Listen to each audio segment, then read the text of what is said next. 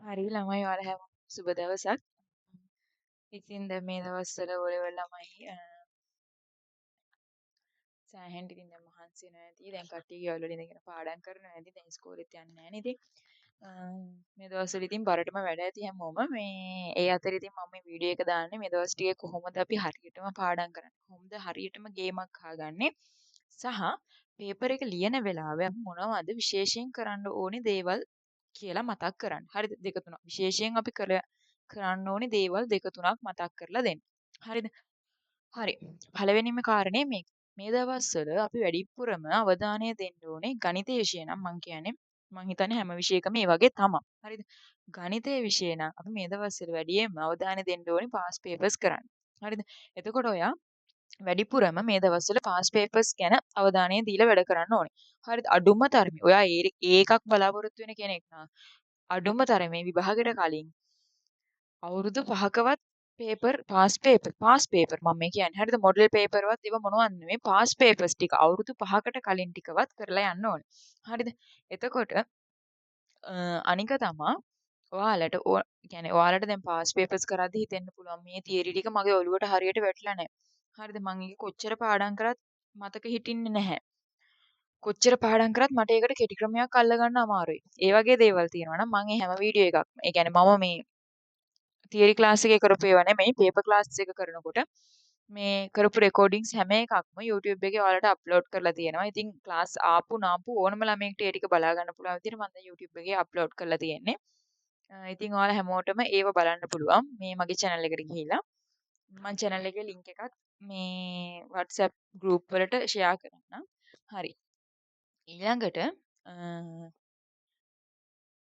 මේ දවස්වල බය වෙන්න එපා. ඒ කියන්නේ දැන් එක එකනා එක එක කතා කියයි. හරිද? යාළුවෝ එයාලගේ එතකොට එයාලත් තාම එකපාරක්වත් විභාගෙ ලියලා නැහනේ. ඉතින් එයාලත් අත්දැකීමක් අරගෙන නෙමෙයි ඒ කියන්නේ.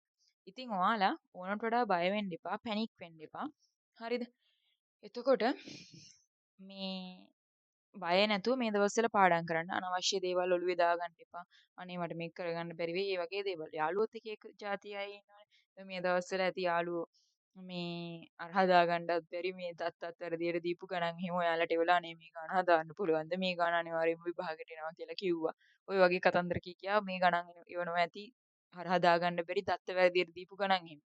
හරිද? එතකොට ඒ වගේ ඒවාට බොරුවට කාලේ නාස්ති කරන්න එපා. ඔයා හරියට ගණන් ටිකක් තෝරගෙන මම නම් කියන්නේ පාස් පේපර්ස් කරන්න මේ දවස් ටිකේ. හරිද? වැඩිපුර ඔයාට මේ ඒකට අවධානය යොමු කරා නම් ඇත්තටම ඔයාට හොඳ රිසල්ට් එකකට යන්න පුළුවන්. හරිද? හරි. එතකොට මේ කිසිම වෙලාවක තමන්ව අව탁සිරු කරගන්න එපා. අවුලක් නෑ. ඔයා මොන මට්ටමේ හිටියත් ඔයා හිතන්නකෝ ඔයා S මට්ටමේ ඉන්නවා කියලා. මේ දවස් ටිකේ 100ක් ගොඩ දා ගන්නවා කියලා හිතලා මහන්සි වෙන්න. ඒක කරන්න පුළුවන්ද බෑද කියන එක ඒක ඔයා මහන්සි වෙන තරමේ තීරණයක්. හරිද? ඒ වුණාට කමක් නැහැ. අර මේ තව කෙනෙක් කියන කතා අහලා ඔයා ඔයාව ප්‍රතික්ෂේප කරගන්න එපා. හරි. ඒක තමයි කියන්න ඕනේ. බය වෙන්න එපා. හොඳට පාඩම් කරන්න. ඊළඟ දේ තමයි ඔයාලට දැන් ජ්‍යාමිතිය ප්‍රමේයන් ඒ වගේ දේවල් අමතක වෙනවනම් ප්‍රමේයන් ලියන්න එපා මේ වරහණක් ඇතුලේ දැන් මේක තමයි හේතුව. නේ උදාහරණයක් විදිහට ඔයා පාද ත්‍රිකෝණයක පාද දෙකක් සමාන හින්දා ඒට ඉස්සරහින් තියෙන කෝණ දෙක සමානයි කියලා ගත්ත මොනවා හරි ගානක. ඒකට ඔයා ඊට ඉස්සරහින් ලියන්න ඕනේ. මොකද්ද? ඒකට අදාළ ප්‍රමේය. හරිද? එතකොට ඒ වගේ වෙලාවට දැන් ඔයාලට ප්‍රමේය අමතක වෙනවනම් ඒ වචන ඒ ප්‍රමේය තියෙන විදිහ අමතක වෙනවනම් සමහර වෙලාවට සමහර ප්‍රමේයන් වල විලෝමය මොකද්ද ප්‍රමේය මොකද්ද කියලා පැටලෙනවා. මාධ්‍ය ලක්ෂ්‍ය ප්‍රමේය එහෙම ගත්තාම විලෝමය මොකද්ද ප්‍රමේය මොකද්ද කියලා අමතක වෙන්න පුළුවන්. පැටලෙන්න පුළුවන්. අමතක වෙනව නෙමෙයි පැටලෙනවා. විලෝමයක් දන්නවා ඔයා ප්‍රමේයයක් දන්නවා. හැබැයි විලෝමය මොකද්ද ප්‍රමේය මොකද්ද කියලා පැටලෙන්න පුළුවන්. සමහර වෙලාවට ප්‍රශ්න වල එහෙම අහනවා. මාධ්‍ය ලක්ෂ්‍ය ප්‍රමේයයේ විලෝමය ලියන්න. ඒ වගේ ප්‍රශ්න එනවා සමහර වෙලාවට රෝම ඉලක්කම් අංක 1 වගේ එනවා එහෙම ප්‍රශ්න. හරිද? ඒකට ඒ වගේ වෙලාවට ඔයාට විලෝමය මොකද්ද ප්‍රමේය මොකද්ද කියලා පැටලෙනවා. එහෙම ඒ වගේ නම් කොහොමද අපි හරියට විලෝමය ප්‍රමේය මතක තියාගන්නේ? ඒක මම වීඩියෝ එකක් දාලා තියෙනවා. ජ්‍යාමිතිය වලට සම්පූර්ණයෙන්ම තනිකර වීඩියෝ එකක්. ජ්‍යාමිතිය ප්‍රමේයන් ටික මතක තියාගන්න එක ගැන විතරක්. ඒක බලන්න අනිවාර්යයෙන්. ඊළඟ දේ තමා සාමාන්‍ය විභාගේ දවසට පැය භාගයකට කලින්වත් හෝල් එකට යන්න. ඔයා හෝල් එක හොයාගන්න ඕනේ. ඊට අමතරව ඔයා ඒ තියෙන තැනට චුට්ටක් පුරුදු වෙන්න එපා. දැන් සමහර ළමයිට නම් එයාලගේම ඉස්කෝලේ විභාගෙ ලියන්න හම්බ වෙනවා. සමහර ළමයින්ට එහෙම නෑ. වෙන ඉස්කෝලේකට ගිහිල්ලානේ විභාගෙ ලියන්න හම්බෙන්නේ. සාමාන්‍යයෙන් ඔය ළමයි 200ක් 300ක් ඉන්න මේ පාසල් වල ගොඩක් වෙලාවට වෙන පිට ඉස්කෝලේකට ගිහිල්ලා තමයි විභාගෙ ලියන්න අහුවෙන්නේ. එතකොට ඒ වගේ වෙලාවට ඔයා ඒ ඉස්කෝලේ ඒ පරිසරය චුට්ටක් හුරු වෙන්නත් එපා. ඒක හින්දා පැය භාගයකට කලින් අඩුම පැය භාගයකට කලින්වත් විභාගයේ තියෙන තැනට යන්න. හරිද? ඒකලා ඔයා හෝල් එක ඇතුළට ගියාට පස්සේ ඔයාට දෙනවා අමතර කොලයක්. ඔයාගේ මේසෙ උඩින් එක්ක තියලා තියෙනවා නැත්නම් ඔයා විභාගේ ලියන්න කලින් එයාලා කොලයක් ඔයාට දෙනවා. හරිද? අර විභාගේ ලියන පොත නෙමෙයි. කටු වැඩ වලට කොලයක් දෙනවා. හරිද? ඉතින් ඒ කොලේ දිනේ අස්සන ගහලා තියෙනවා මේ විභාග පරීක්ෂකගේ මේ ශාලාධිපතිගේ. එතකොට ඔයා ඒ කොලේ කරන්න ඕනේ ඔයාට අමතක වෙන සූත්‍ර තියෙනවනේ. ඒ කියන්නේ ඔයා බොහොම අමාරුවෙන් මතක තියාගෙන ඉන්න පැටලෙන දේවල්, ඒ වගේ දේවල් තියෙනවා. ඉතින් ඔයා ගියපු ගමන් ඒ කොලේ ඒ ටික ලියන්න. හරිද? ඒක වැරද්දක් නෙමෙයි. ඒක හැමෝම කරන දෙයක්. හරිද? ඒක ටක් ගාලා ලියන්න ඒ කොලේ. හරිද? ඒක මාත් කරපු දෙයක්. එතකොට ඒ කොලේ ඔයා ගෙදරින් අරන් යන එකක්වත් එහෙම නෑනේ. ඒගොල්ලෝ දෙන කොලයක්. එතකොට ඒ විභාගේ ඒ පේපර් එක දෙන්න විනාඩි 5කට කලින් ඔය කොලේ දෙනවා සාමාන්‍යයෙන්. හරිද?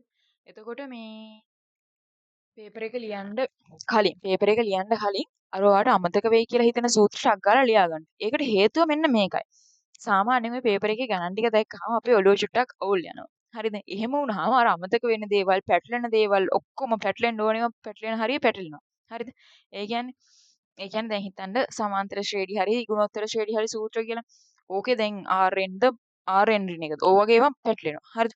එතකොට ඒ වෙලාවට මේ ඒ වෙලා يعني ඕක ගානවා කියවනකොට ඕක මේ අමතක වෙන හරිය අමතක වෙලා ඉවරයි. දැන් මුල් ගණන් ටික හදාගෙන යනකොට අන්තිම ගණන් වලට අදාළ වෙන සූත්‍ර ඔයාට අමතක වෙලා. ඒක නිසා ඔයා ගණන් පේපර් එක ලියන්න කලින් ඔයාට දෙන අර කටු වැඩ කොලේ ටක් ගාලා මේ කොහොමත් පේපර් එක දෙනකොටම හරි එක්ක පේපර් එක දෙනකොට මේ කොලේ දෙයි නැත්නම් පේපර් එක දෙන්න කලින් මේ කොලේ තියලා තියයිද. හරිද? කොහොම දුන්නත් ටක් ගාලා ඔයා අමතක වෙන්න කලින් විනාඩි 5ක් අරගෙන ඒ සූත්‍ර ටික ඔක්කොම මේ කොලේ ලියන්න. හරිද? ඒක ඔයාට හොඳයි. හරි එතකොට පස්සේ සූත්‍ර ඔයාට ඕන නම් ඒ කොලෙන් බලා ගන්න. හරිද? හරි ඒක තමයි කියන්න තියෙන්නේ. ඊට පස්සේ ඔයා පේපර් එක ලියද්දි පේපර් එක ලියනකොට අපි කිව්වොත් එහෙම මෙහෙම පේපර් එක ලියද්දි දැන් ඒකේ පොතක් ඒගොල්ලෝ දෙනවනේ පිටු 12ක් මම මතක විදියට පිටු 12ක විතර පොතක් දෙනවා. ඒකට ඒ පොතේ මේ පිටු 12ක් තමයි තියෙන්නේ. එතකොට ඒ සමහර පේපර් වලට නම් ඒක ඇති වැඩිත් එක්ක. හරිද? සමහර පේපර් වලට මේ ඒක මදි. එතකොට ඒ වෙලාවට ඔයා අමතර කොළ ඉල්ල ගන්න ඕනේ. හරිද? එතකොට අමතර කොළ ඉල්ල ගද්දි ඔයා ඒ අමතර කොළ අමුණන්න ඕනේ ඒකට. එතකොට දැන් අන්තිම වෙලාවේ ඕක අමුණද්දි මේ හරි කලබලෙන් අමුණන්න බෑනේ. ඒක නිසා ඔයා මෙහෙම කරන්න ඕනේ. දැන් ඒ පොත නම් මේ තියෙන්නේ. දැන් ඒ පොතේ මේ පැත්ත තමයි මුල් පිටුව. හරිද? ඒ පොත දැන් ලියලා ඉවරයි. පොත ලියලා ඉවරයි. දැන් පොත මෙහෙම මුල් පිටුව මෙහෙම යටපැත්තට එන විදිහට පොත තිබ්බා. ඊට පස්සේ මේ තමයි ඔයාට දෙන අමතර කොලේ කියලා හිතන්නකෝ. අමතර කොලෙත් දැන් මේ තියෙන්නේ පළවෙනි පිටුව. මේ පිටුවේ දැන් මේ පැත්ත ප්‍රශ්න අංකේ දාලා මේ පැත්තේ මේ මොකද්ද? පිටු අංකේ දාලා දැන් ලියලා තියෙනවා. හරිද? ඒකල්ලා මොකද කරන්නේ? දැන් මේ පැත්ත තමයි පළවෙනියට ලිව්වේ. ඊට පස්සේ දෙවෙනියට දැන් මේ පැත්ත ලිව්වා. ඊට පස්සේ අර පොත උඩින් ගානට මේ දෙවෙනියට තියෙන කොලේ තියෙනවා. හරිද? එතකොට ආයෙ මෙහෙම පොත උඩට අරගෙන මේ පැත්තට හරවලා බලනකොට ගානට පිටු ටික මෙහෙම මෙහෙම පෙරලනකොට සෙට් වෙලා තියෙනවා. හරිද? ඒක මේ ඔයාගේ මේ ලාච්චුවක් තිබුණොත් යට ලාච්චුව යටින් තියාගන්නවා. නැත්නම් මේ මෙහෙම අර මේසෙ කෙළවරේ තියාගෙන මේ විදිහට හදාගන්න. අනික තමයි අරන් යන්න ඕන දේවල් කලින් දවසේ ලිස්ට් එකක් වගේ හදලා හරියටම අරන් යන්න. අයිඩෙන්ටිටියට අර කොලයක් නේ දෙන්නේ දැන් ඔයාලට. සෝරි. අයිඩෙන්ටි කොලේ ඇඩ්මිෂන් එක පළවෙනි දවසේ ඊට පස්සේ මේ පළවෙනි දවසේ පළවෙනි දවසේ නම් මේ ටික ගානට පැක් කරලා මේ ඔයාලා අරන් යන මොන හරි බෑග් එකකට හරි පර්ස් එකකට හරි දාලා තියන්න. හරි ස්ටේප්ලර් නම් ඕනේ නැහැ නේ. ඉතින් මේ නූලක් දෙනවනේ අමුණන්න. ඊට පස්සේ ඔයාගේ කවකටු ඒ ආදී උපකරණ ටික ලඝු ගණක වගුවක් ඕනේ නැහැ ඒක දෙනවා එහෙන්. ඊට පස්සේ වොච් එකක් අනිවාර්යෙන් අරන් යන්න. හරිද? සමහර වෙලෙ කියන්නේ ගොඩක් දුරට මේ විභාග ශාලාවේ තියෙනවා මේ ඔරලෝසුවක්. ඒ වුණාට මේ බිත්තියේ ගහලා තියෙන ඔරලෝසුවක්. ඒ වුණාට කමක් නැහැ. ඔයත් ඔයාගේ පෞද්ගලික වොච් එකක් ඔයා අරන් යන්න. හරිද? හරි. ඊළඟට අනික තමා මේ හරියටම විභාගාංකේ නම් මේ ඒ දේවල් හරියට ලියන්න. හරිද? ඒක නම් මේ අමතක කරන්න එපා. හැම කොලයකම ඔයා ගන්න හැම අමතර කොලයකම ඔයාගේ විභාග අංකය අනිවාර්යෙන් ලියන්න. හරිද? ප්‍රශ්න අංකේ හරියට දාලා හරියට විභාග අංකේ ලියන්න. හරි. ඊට පස්සේ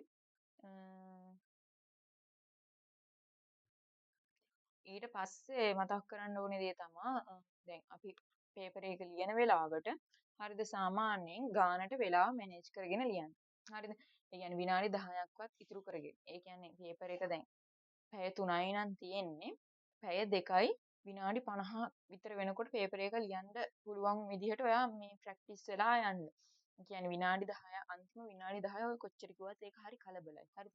ඒකට ආයෙ පාරක් පේපර් එක දිහා බලන්නවත් ඔයාලට කාලේ තියෙන්න එපා. වැරදි ගණන් මොනවද මගේ ඇරිච්ච ගණන් මොනවද කියලා බලන්න.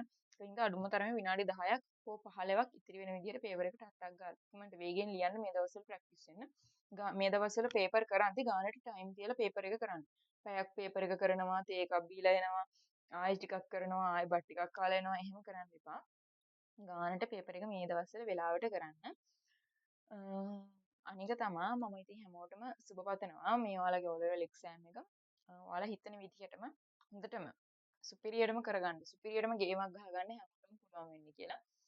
ඊට අමතරව මගේ දැන් අලුතින් ක්ලාස් වෙන අයට 10 11 මේ අලුතින් සම්බන්ධ වෙන්න බලාගෙන ඉන්න අයට අලුතින් කියන්නේ දැන් මේ ක්ලාස් එක පටන්ගෙන ඉවරයි. හරිද? මේ දැන් පාඩම් 3-4ක් ගිහින් ඉවරයි. මේ ඉතින් 11 පන්තිය නම් ටිකක් පාඩම් ටිකක් ගොඩක් අය කියන්නේ මේ පළවෙනි වරට අදාළ පාඩම් 4ක්ම වගේ මේ ඉවරයි. එතකොට දැන් කොහොමත් මම මේ ගිය පාර ක්ලාස් එකත් O level exam එකට මාස 3කට 4කට වඩා කලින් ඉවර කරා. හේතුව අන්තිම මාස 4 මම කරේ පේපර්. ඒක නිසා ඔයාලා මේ පාර මේ අලුතින් ක්ලාස් එකට ජොයින් වෙනවා නම් මේ පහු වෙවි ඉන්න එපා. දැන්ම මේ මැසේජ් එකක් දාන්න මගේ නම්බර් එකට. මම නම්බර එකත් කමෙන්ට් වල දාන්න. මේ හරි එහෙනම් ඔයාලා හැමෝටම සුබ දවසක්. සුබ අනාගතයක් කියලා ප්‍රාර්ථනා කරනවා.